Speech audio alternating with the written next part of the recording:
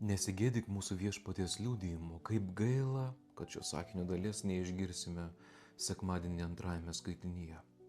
Kodėl Pauliui reikėjo tai pasakyti? Kam jis įrašė? Galbūt todėl, kad gėda ir baimė sukausto kiekvieną iš mūsų, surakina grandinėmis ir nebeduoda daugiau žygiuoti į kalną. Kaipgi dažnai nutylime, pasislėpėme, užsidarome savo kiaute, savo patogumo zonoje. Pasirenkame tą patogumą vietoj ištikimybės. O ir dar, nustojame lipti į kalną, kur galime pamatyti Dievą. Pasirenkame tai, kas saugu, tai, kas jau pažįstama. Baimė nereikia, jį šnabžda tyliai, kam rizikuoti, juk reikės dėti pastangas, tai ne tavo kova, praeik šonu. Ir šitas šnabždesys, jeigu pasiduodame, mus pamažu naikina, žudo, sustabdo. Pamažu užsidarome narve, kuris paradoksalu yra atidarytas.